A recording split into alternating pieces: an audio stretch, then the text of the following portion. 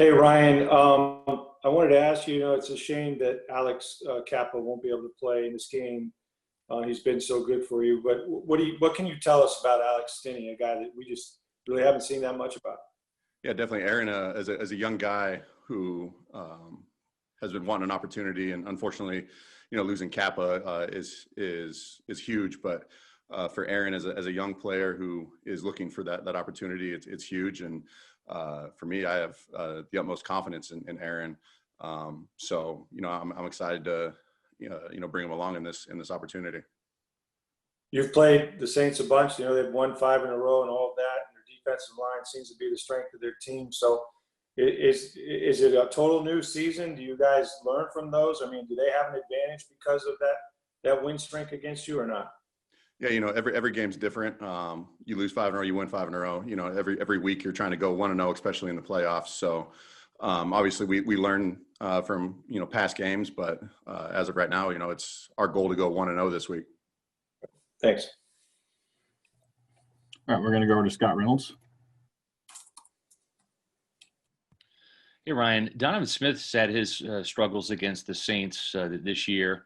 Yet at the same time, his last game, it was tremendous against Chase Young. Can you just speak to how well Donovan is playing right now and really how the offensive line has played since the bye week and allowing you guys to put up an average of about 37 points per game?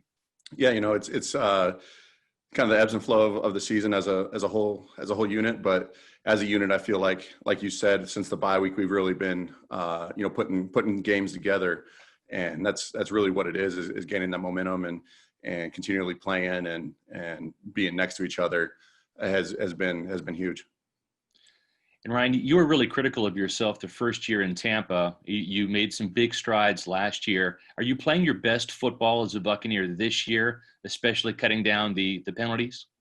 Yeah, definitely. I think, every year you try to strive to improve from the year before. And for me, I feel, I'm always continually trying to improve my game and what I do. So, this year I felt like been another step in the right direction. And, that's, as a professional athlete, that's always your goal is to be better the next year.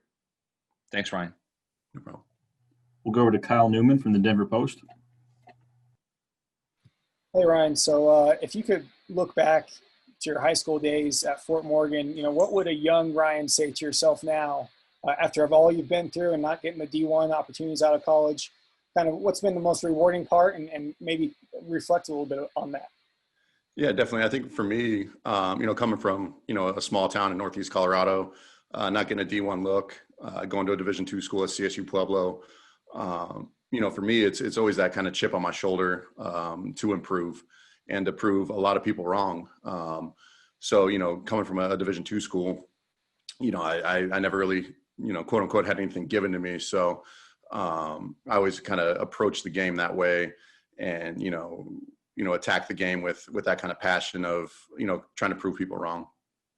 And a quick follow-up to that, are you in touch with Morgan Fox and Mike Pinnell, the other two CSU Pueblo guys in the playoffs? And what can you say just about kind of their trajectories as well? Yeah, definitely. I played with Morgan a year. I didn't have an opportunity to play with Mike. He came to Pueblo the year after I left. But, obviously we keep in contact and talk a little bit.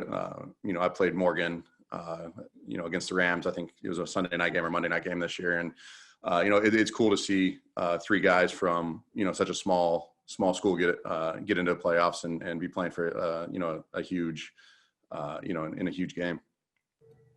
We'll go over to Greg Allman. Hey, Ryan, back to Stinnie if I can. I know you guys, it seems like you almost have to be a small school guy to play interior offensive line for the Bucs. But you were a guy that didn't get his first NFL start until your 3rd year in the league. How much can you speak to just being able to develop even when you're not on the field and what you can learn before you get your first start?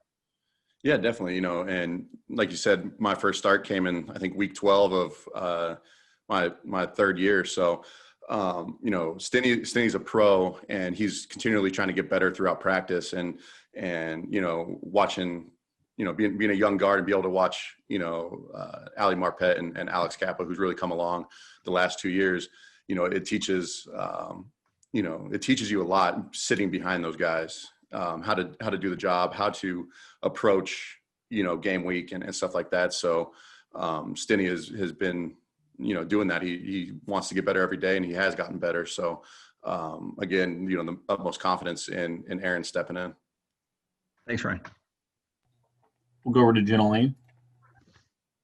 Hey, Ryan, the last time you guys faced the Saints was a tough game for the O-line, and you guys were without Allie in that game. What can you kind of learn from that experience, for this next time that you've had to insert a new member, a new guard into the picture, from a communication standpoint, being on the same page? What kind of things could you take from that experience?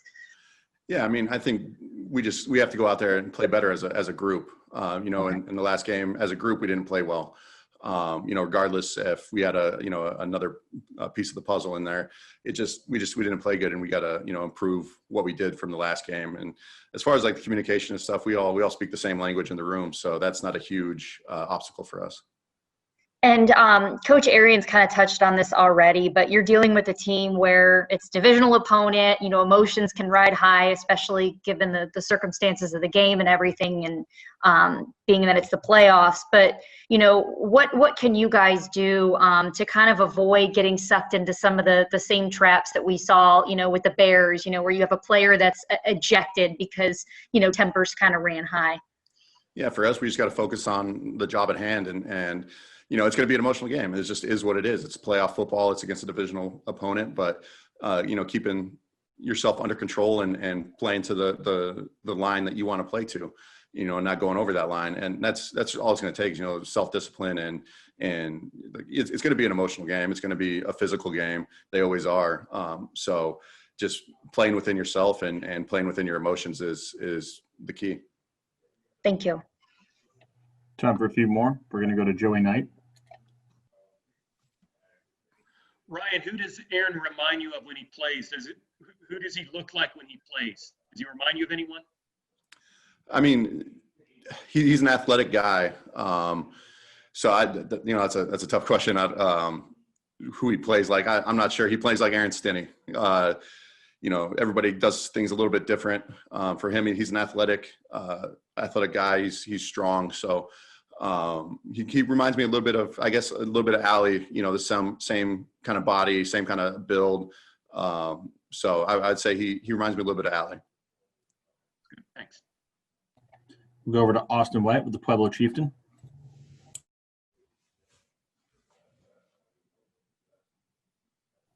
Austin? Okay, sorry. There we go. Ryan, can you hear me? Yep, I got you. Okay. Ryan, I want to take you back to those CSU Pueblo days for a second too. And, look at yourself, Morgan Fox over there and Mike Pennell, just what do you think that kind of says about CSU Pueblo? And, what were you kind of able to learn from, being in that smaller D2 school? Yeah, definitely. Going to a small D2 school such as CSU Pueblo, I mean, it's amazing to see where that programs came from, being reestablished in 2008 to, the last 12 years. I think won 10 conference championships. It's been awesome to see not only that success, but seeing guys such as myself, Morgan and Mike, make it in the NFL and do big things. It's, coming from a small school, it's a humbling thing. And I feel like that's a lot of why there's been so much success that comes from Pueblo. And I wanted to ask you too about, earlier in the season, you wore those cleats to kind of honor Coach Leo. And I wanted to ask you about the impact Coach Leo has on, yourself and, the kind of the CSU Pueblo program overall. Yeah, Coach Leo was, he was the heart and soul of that, program for a lot of years. Yeah, I mean, he was a defensive back coach, defensive coordinator. But, every guy on the team, had a relationship with Coach Leo, and he always seemed to bring the best out of guys. So, wearing those cleats for that game, for Lauren and the kids, it was an honor. And I'm glad I was able to, honor him and his life and his family for the, the lessons that he taught me. I'll wrap it up there. Thanks, Ryan.